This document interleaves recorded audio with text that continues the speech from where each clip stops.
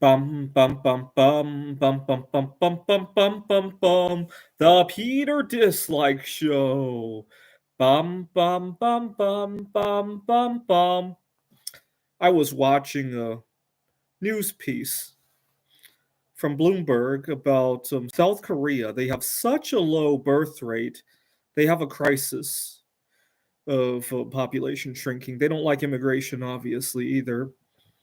And they're so desperate that the government has come up with weird solutions to their population crisis, including my favorite, they want to set up these blind dating events in the hopes that these people will meet the right person. And hopefully do something about their population crisis.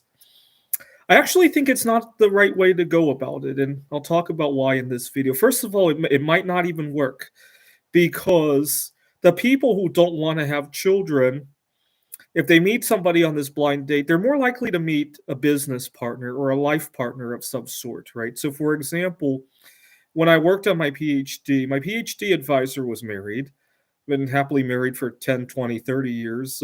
And her husband was working at a different school just across town, and they don't have any children.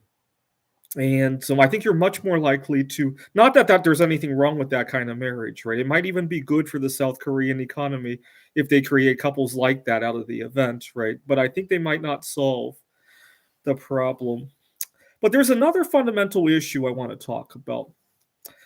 We have a lot of incentives, even here in the United States. We have a lot of incentives that we give to people who are already married or already have children. We don't have a whole lot on the way there, right? And I first noticed this. I was 16 years old. I had just started my first job. I was working at the college that I was going to, grading papers and various tasks like that. And my dad had taught me how to file my taxes. And that's when I noticed that there were benefits to getting married. And so my parents and I were looking over my taxes, and we were talking about just random chit chat about one of my professors at the college. He's single, and how he must pay a fortune in taxes because he doesn't get all these benefits. He didn't have children and all that. And something about that didn't sit right to me. I was 16 years old, and I'm thinking to myself, the professor we were talking about, he was in his early 30s, I want to say. And I was thinking to myself, that doesn't sound fair because he might actually want to go out and date somebody, but he has to pay these huge taxes. That takes away money that he could be using for dating. I was thinking to my, even though I was only 16 years old, it hit me. Why do we do that when he could be taking some of the money that he's paying in extra taxes to go date? If marriage is so important, why do we put like a gate in there, right? It's kind of like it feels like a giant divide, right? And it didn't seem fair to me. It turned out he was solo sexual anyway, but at the time I didn't understand that concept. But it didn't hit me right. It hit me in the wrong way. And I think if we just got government out of marriage altogether, out of children altogether, not to say that we shouldn't help these people, but if we got government out of that and let people do it, I think people would have children in a much more productive way than right. Right now we have this gate that keeps people out of it. And South Korea's solution is apparently to add another gate to the whole thing. I just think it's really silly. I just think it's really, and even when I was 16, I understood it, and unfortunately, I have to live with that now.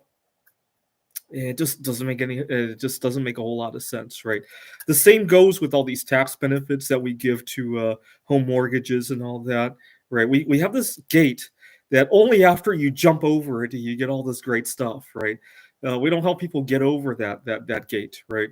It just doesn't make a whole lot. Take down the gate, right? Don't add more gates to this situation, right? Just some food for thought out there. But what would I do instead of South Korea's solution? Well, let me talk about my own situation. So, I first of all, I think speed dating is the wrong approach. Why?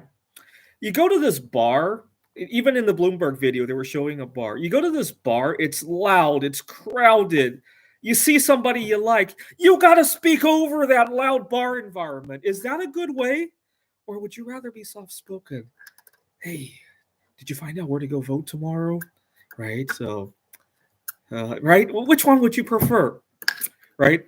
I'm just throwing that out there, right? I can never understand why anybody in their right mind would think that going somewhere where you have to speak 1,000 decibels is a good way to pick up a girl. It isn't.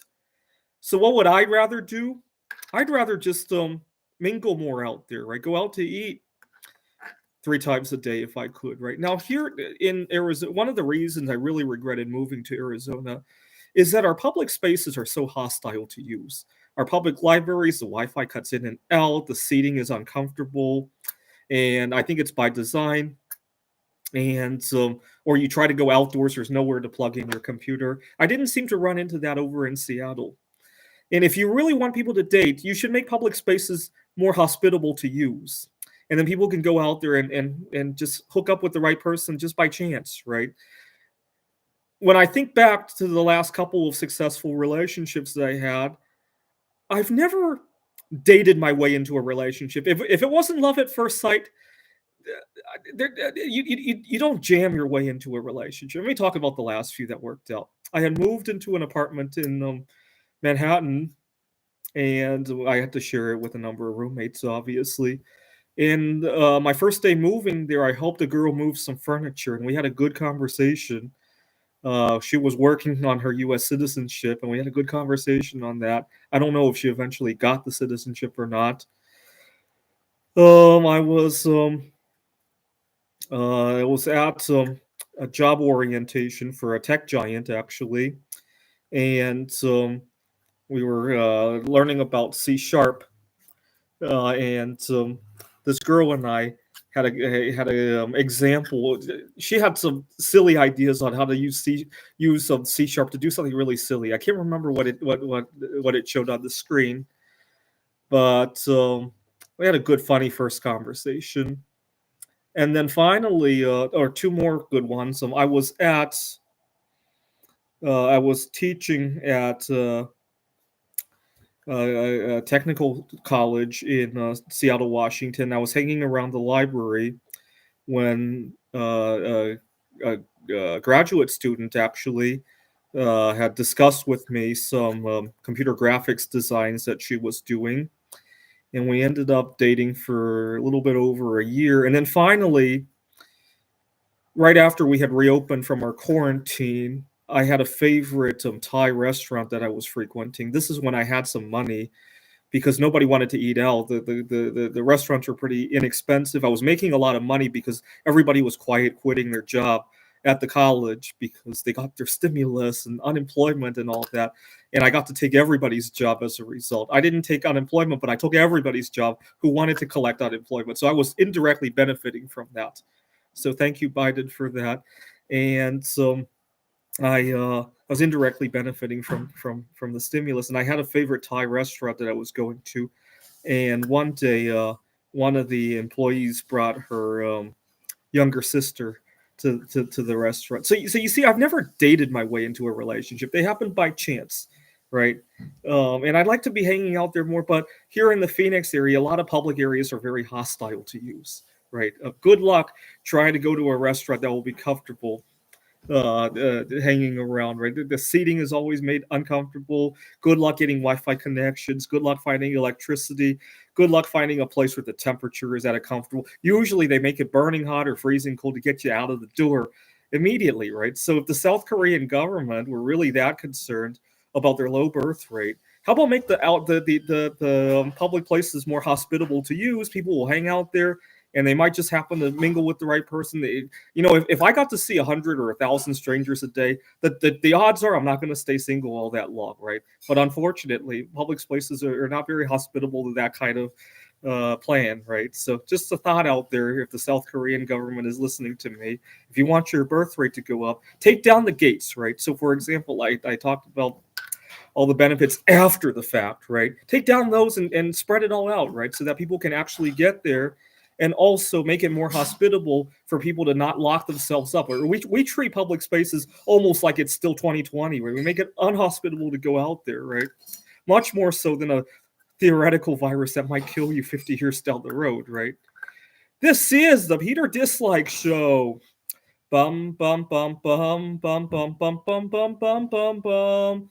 The Peter Dislike Show. Bum bum bum bum bum bum bum. Bum bum bum bum bum bum bum bum bum bum bum bum. The Peter Dislike Show. Bum bum bum bum bum bum bum.